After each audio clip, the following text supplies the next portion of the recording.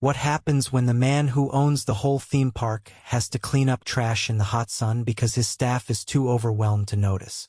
Wesley Owens wiped sweat from his forehead, adjusting the cheap sunglasses he wore to hide his face.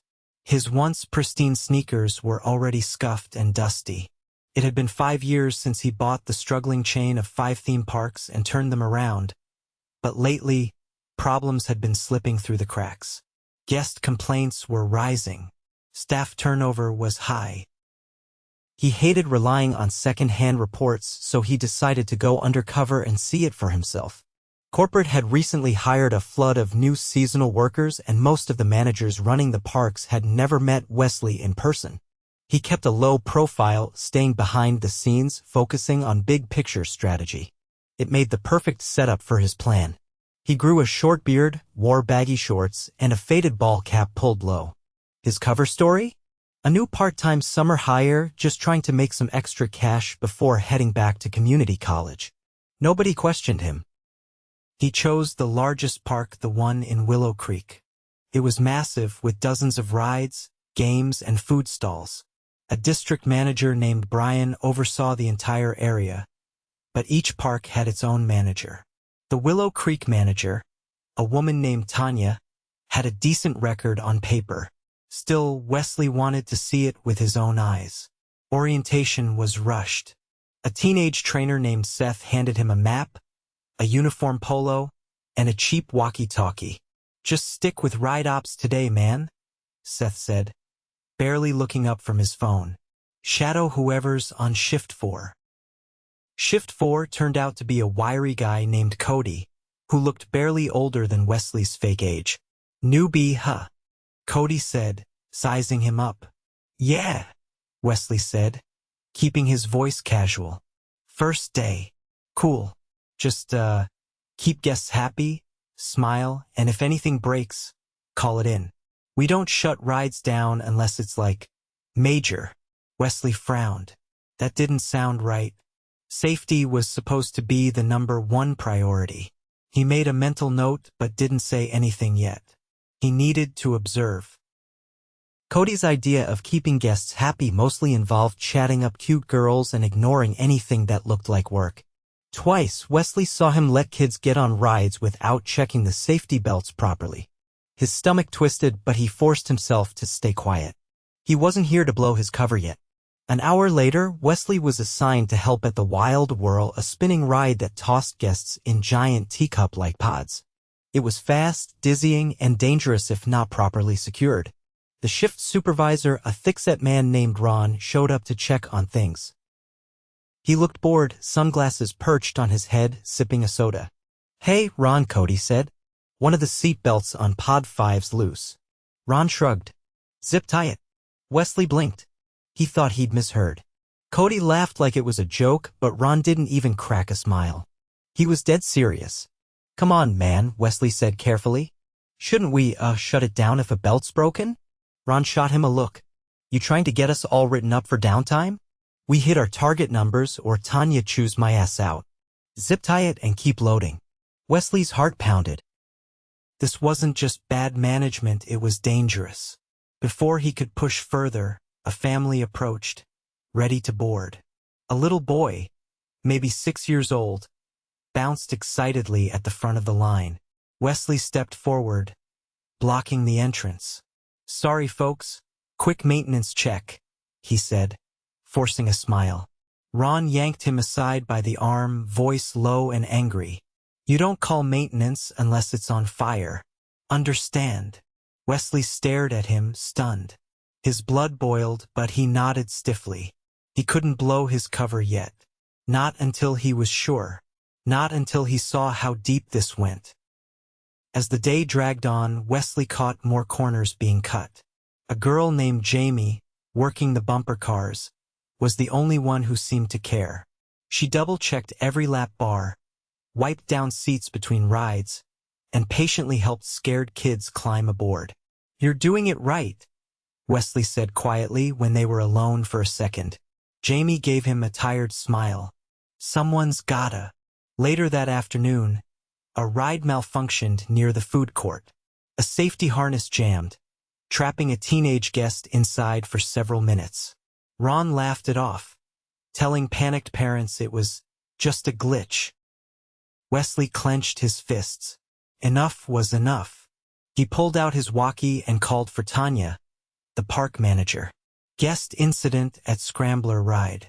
Supervisor on site refusing to shut it down. There was a long pause. Who is this? Tanya's voice crackled. New trainee. Shift 4. Handle it, she said dismissively. Wesley's chest tightened. No backup. No concern. Just cover it up and keep the line moving. That night, as the sun set over the flashing lights of the park, Wesley sat alone on a bench, heart heavy. He had seen enough. Tomorrow he would come back not as a trainee but as the owner. And heads were going to roll. Wesley arrived early the next morning, wearing clean slacks and a collared shirt, no longer hiding behind the dusty uniform. Word had already reached the corporate office by sunrise. He made a few calls on his drive over, ensuring that legal and HR teams were standing by. Today was not about patching holes. It was about tearing out the rot before it killed the whole park. The employee entrance buzzed with the usual chatter. Some workers looked exhausted, dragging their feet to clock in. Others wore a mechanical smile that never touched their eyes. Wesley walked through the gate, past the lockers, ignoring the stairs. He headed straight for the manager's office behind the administration building. Tanya sat at her desk, scrolling through her phone with a half-eaten breakfast sandwich on a crumpled napkin beside her. She looked up, confused, as Wesley entered without knocking. "You need something?" she asked, tapping her pen against the desk. Wesley closed the door behind him and pulled the visitor chair closer. "I'm Wesley Owens," he said evenly. "I own this park."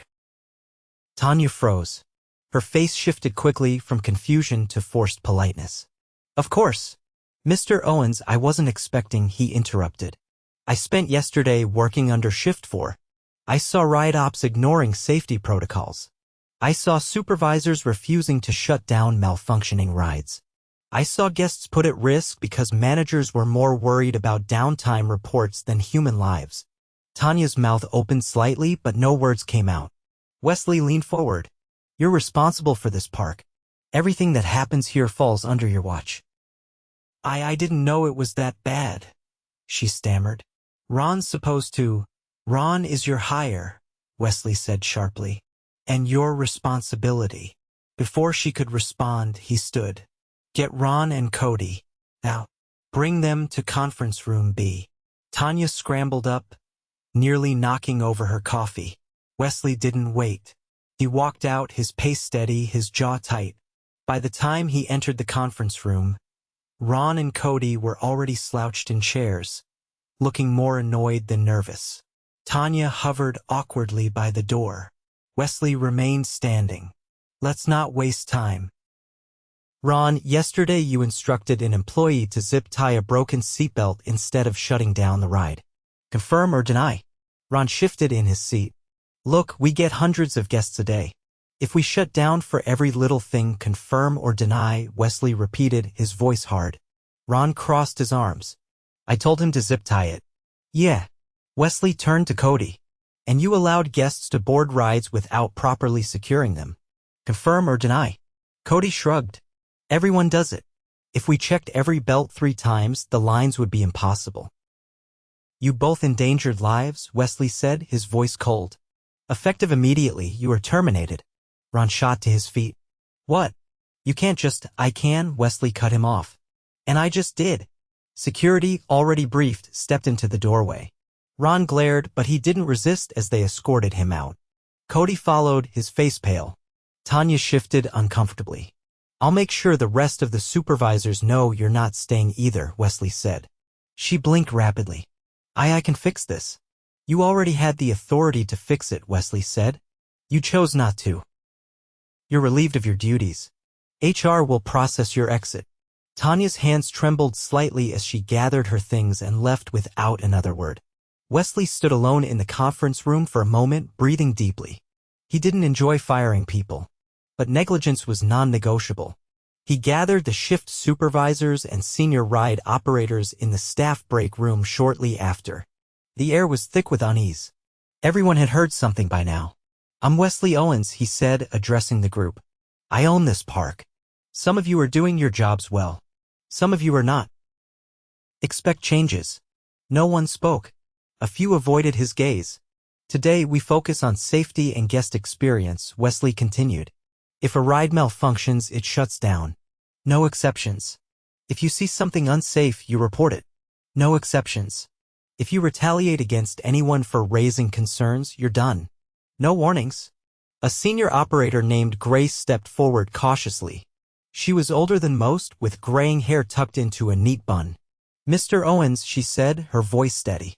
"We've been asking for more maintenance checks for months. They keep getting delayed." "Not anymore," Wesley said. "We bring in an independent audit team today. Full inspection of every ride." Grace nodded, some tension leaving her shoulders. Another employee, a lanky young man named Marcus, spoke up. "Sir, sometimes we don't have enough staff to operate every ride safely. They tell us to double up." Wesley absorbed that. "From now on, if you are assigned to 2 rides at once, you shut one down and report it immediately." Several employees exchanged glances as if testing whether they could believe him. "You have my word," Wesley said. "If anyone pressures you otherwise, come straight to me." A murmur of tentative relief rippled through the room. After dismissing the group, Wesley walked the park himself, inspecting every area. He spoke directly with food stall workers, janitorial staff, ticket sellers. He listened more than he talked. At the cotton candy stand, a cashier with dark circles under her eyes admitted she hadn't had a lunch break in 3 days. "They keep forgetting to send someone to cover me," she said quietly, glancing around. Wesley flagged a nearby supervisor, a wiry woman named Dana who had been handling 3 different sections by herself. "You're stretched too thin," Wesley said. Dana exhaled heavily.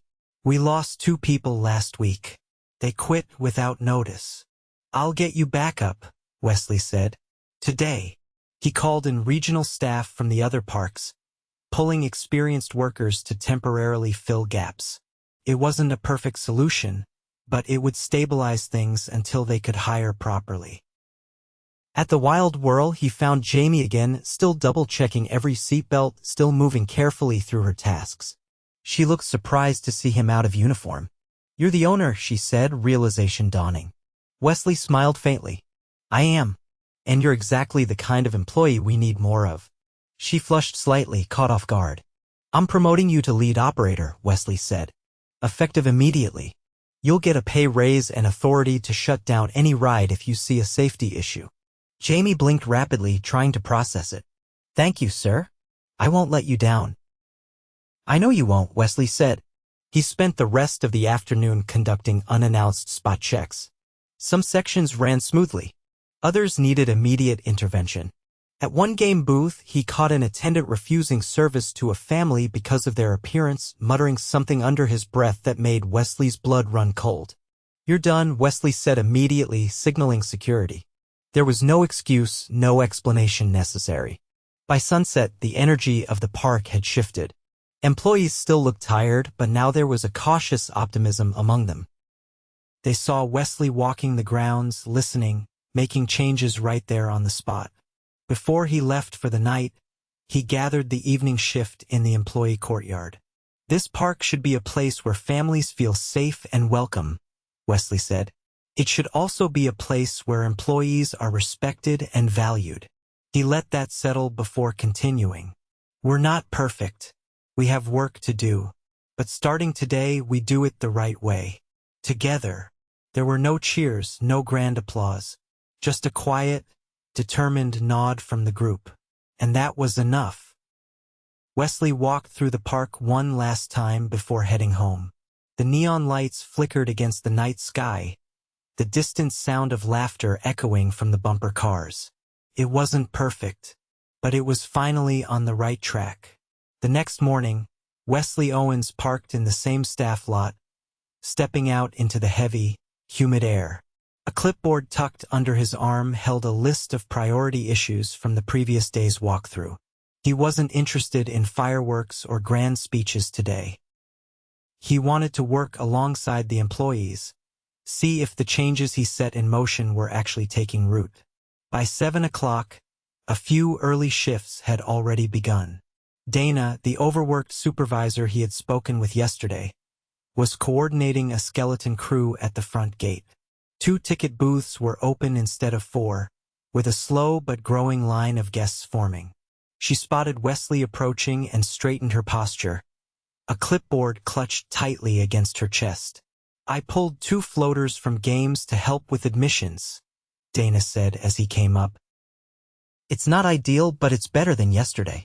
Wesley nodded. "Good. Keep rotating them every hour. No one should be stuck in one spot without relief." Dana hesitated. "We're still short 2 people. HR said it'll take at least a week to onboard replacements." "That's fine. We'll adjust schedules until then. Prioritize safety and service. If we can't staff a ride or a booth properly, we close it temporarily. No exceptions." Dana looked relieved to hear it spoken plainly. She jotted a note quickly and moved off to organize the next shift rotation. Wesley could see she was already moving lighter than yesterday, though the strain still pulled at her shoulders. Real change would take time, and he wasn't going to pretend otherwise. Wesley pulled on a maintenance vest over his shirt and headed toward the wild whirl. He didn't announce himself. Instead, he found Jamie already there, carefully inspecting the ride before opening. She knelt beside each car, checking the locking mechanisms one by one. A clipboard sat beside her, filled with detailed notes. "You're early," Wesley said, crouching beside her. Jamie tightened the last bolt and wiped her hands on a rag. Didn't want to leave anything to chance. He watched her for a moment, then said, "How's the new role treating you?" She stood, brushing dust from her knees. "Busy. People keep asking me questions like I have all the answers now." "You don't need all the answers. Just ask the right questions," Wesley said. "If something feels wrong, you speak up." Jamie hesitated, then said, "There's something you should know. Yesterday, after you left, one of the game leads started giving attitude to a new hire, saying things like she wasn't the right kind for the front booths." Wesley's jaw tightened. "Who?" "Name's Todd. Works the ring toss and basketball games, mostly. Point him out to me when you see him." Jamie nodded, her expression serious. Wesley appreciated her directness. She didn't sugarcoat or dramatize, she just told the truth. Wesley spent the next 2 hours walking the park again, this time more methodically. At the Ferris wheel, he found that maintenance had already replaced the faulty seatbelt clips. A laminated checklist was posted visibly for workers to log each inspection. Good. At the food court, he noticed shorter lines thanks to the temporary staff shifts. Workers looked tired but not frantic, and more importantly, guests didn't seem frustrated. He caught snippets of laughter and the occasional beeping of games from the midway. It wasn't perfect, but it was moving in the right direction. Around 10 o'clock, Jamie waved him over near the midway. Todd, the game lead she mentioned, lounged against a booth support beam, tossing a basketball between his hands. His posture was lazy, his shirt half untucked, sunglasses pushed up onto his forehead. Wesley approached without hesitating. "You're Todd?" he asked. Todd gave an exaggerated nod. "Yeah. You need something, boss?" "I heard you made some comments yesterday about a new hire not being the right kind for certain booths," Wesley said, voice even but sharp. Todd shrugged. "Just saying what everyone's thinking. You want the good-looking ones up front. Help sales." The casual cruelty in his tone made Wesley's stomach turn. "You're finished here," Wesley said without raising his voice. Todd blinked. "Wait, what?" "You're fired," Wesley said. "Grab your things. Security will walk you out." Todd's mouth opened, but no words came. A security officer, already stationed discreetly nearby, stepped forward. Todd muttered something under his breath but didn't resist as he was led away. Wesley turned back to the booth attendant, a young woman with tightly coiled hair pulled into a bun, who had been quietly watching the exchange. "You're doing a good job," Wesley told her. "Don't let idiots like that define what you're worth." The woman blinked rapidly, clearly not expecting to be addressed directly. She gave a small nod, gripping the edge of the booth counter for a moment before regaining her composure. Wesley didn't linger. He had more ground to cover. At the bumper cars he found Marcus, the lanky operator who had spoken up yesterday. Marcus was methodically checking the electrical connections along the floor grid, a checklist tucked under his arm. "You're thorough," Wesley commented. Marcus straightened. "Learn the hard way. If one of these lines shorts, it can shut down the whole ride." Wesley studied him. "You ever thought about moving up?" "Supervisor track." Marcus looked surprised. "Me? You've got an eye for detail and you're not afraid to speak up," Wesley said. "We need more people like that running shifts." Marcus hesitated, then said, "I mean, yeah, I'd be interested." "Good. I'll have HR schedule you for training sessions starting next week. You'll shadow Grace until you're ready." Marcus broke into a wide grin, looking lighter than Wesley had ever seen him. As Wesley moved through the park, he kept an eye on guest interactions. At the carousel, he watched a ride attendant kneel to tie a little boy's shoelace before helping him onto a horse. Nearby, a food vendor handed a kid an extra lemon ice when he dropped his first one, no questions asked. Small moments, but they mattered. Around midday, Wesley stopped by the employee break room. A few workers sat at plastic tables, eating quickly. He noticed the vending machines still stocked only with sugary snacks and sodas. He found the facilities manager, an older man named Curtis, and pulled him aside. "Tomorrow, I want a hydration station set up here," Wesley said. "Water, electrolyte drinks, fruit. No excuses." Curtis nodded briskly. "I'll make it happen." As he left the break room, his phone buzzed. It was a message from the corporate HR director. They had already fast-tracked new hires for Willow Creek, but onboarding would still take at least 5 to 7 days. Wesley wasn't surprised. Real fixes took real time. At the end of the day, he gathered the closing shift in the staff courtyard again. The sun dipped low, throwing long shadows across the cracked pavement. "You all did good work today," Wesley said. "It won't be easy for a while. We're short-staffed. You'll be tired. But every moment you spend doing the right thing builds trust with our guests and each other." A few heads nodded. No one spoke, but the energy was different tonight. Less fear, more resolve. He caught Jamie's eye across the group. She gave a slight nod. Behind her, Marcus stood a little taller than before. Wesley let the moment stretch just long enough, then dismissed them to clock out. As he walked back toward the admin building, he passed the wild whirl again. The lights flickered on, the ride spinning slowly in the evening breeze, empty now but ready for tomorrow. He paused, watching it turn. The real work wasn't in fixing broken rides or firing bad managers. It was in building a culture where the right thing wasn't extraordinary, it was expected. And he wasn't going to stop until every corner of Willow Creek shined like it was supposed to. Wesley Owens arrived at Willow Creek just after sunrise. The air was still, the early light stretching long across the empty midway. He carried a notebook under his arm, filled with observations from the last 2 days. Today, he wasn't just walking the park. He was putting in the first permanent changes that would define its future. He made his way to the admin offices, where Grace was already waiting. She wore her Navy Supervisor polo tucked neatly into her jeans, clipboard pressed to her side. "Morning, Mr. Owens," she said, her voice steady but tentative. "Morning, Grace," Wesley replied. "You're going to be leading operations until we officially promote a new park manager." Grace's brows lifted slightly. "That's a big responsibility." "You've earned it," Wesley said. "And you won't be doing it alone. I'll be here every day until we stabilize." Grace nodded once, accepting the challenge without fanfare. They moved together toward the staff courtyard, where the early shifts were gathering. Wesley stood at the front. No microphone, no stage, just him, clearing his throat to draw their attention. "Starting today, you'll notice some changes," he said. "We're restructuring the leadership team. Grace will oversee day-to-day operations. If you have concerns about safety, scheduling, or guest issues, you go to her directly." A ripple of cautious glances moved through the group. We're also implementing mandatory ride inspections before each shift. No ride opens until the checklist is signed off by both the operator and the supervisor. If a checklist is falsified, it's grounds for immediate termination.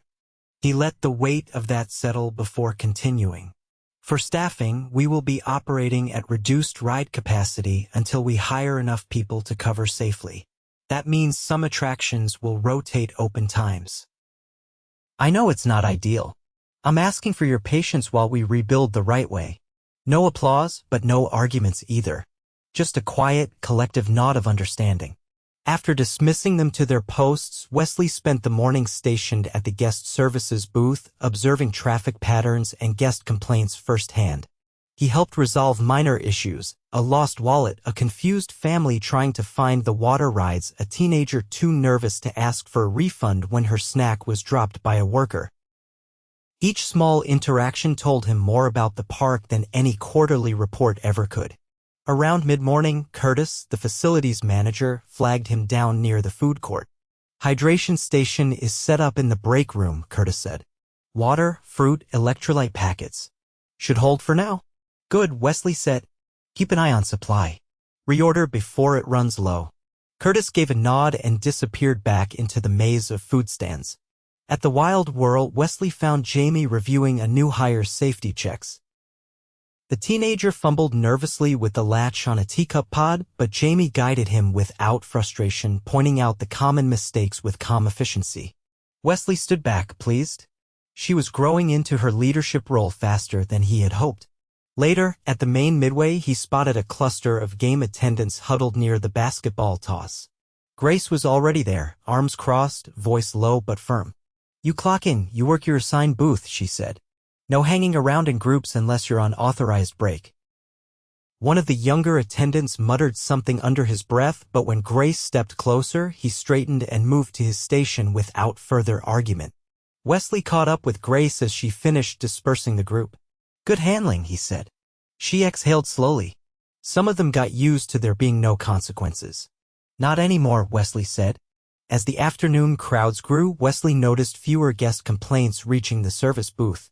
Wait times were longer for certain rides, but the atmosphere was calmer. Parents pushed strollers without looking harried. Teenagers ran between games, laughing instead of grumbling about broken machines. Near the carousel, he stopped to speak with Marcus, who was shadowing Grace for the day. How's the training going? Wesley asked. Marcus wiped his hands on his jeans. It's a lot, but it's good. I didn't realize half the things supervisors have to juggle. You'll learn, Wesley said. Just remember, your job isn't to be liked. It's to be respected. That comes from fairness, not fear. Marcus nodded thoughtfully. Around 4 o'clock, a call came through the walkie system. A guest had reported inappropriate behavior at one of the food stands. Wesley responded personally, moving quickly across the park.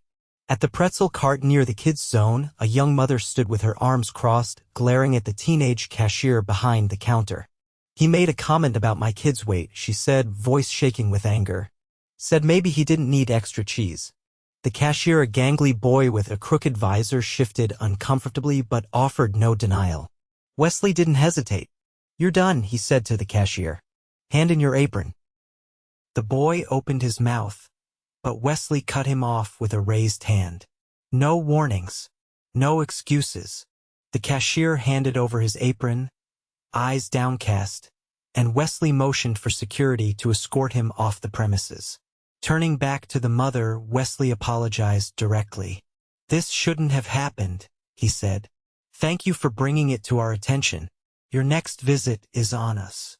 He handed her a guest recovery voucher without fanfare. After she left, Wesley remained at the cart, pulling Grace aside when she arrived.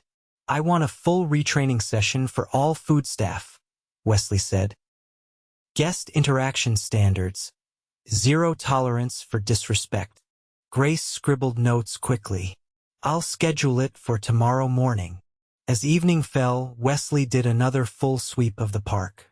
He found Curtis coordinating a cleanup crew near the water rides, Marcus helping a panicked child find her parents near the arcade, and Jamie leading her new team through another end-of-day ride inspection. Each small piece was falling into place. When the last guests filtered out and the sky deepened to indigo, Wesley gathered the closing staff in the courtyard again. "You did good today," he said simply. "We're not perfect yet, but you're showing what this park can be when people care." A few tired smiles broke out across the group. "Tomorrow, we keep going," Wesley said. "One step at a time. One guest at a time. One shift at a time." He watched as the employees dispersed into the night, some chatting quietly, others walking alone toward their cars. Wesley stayed behind for a moment, looking out over the darkened midway. The neon lights buzzed faintly, casting long shadows across the pavement.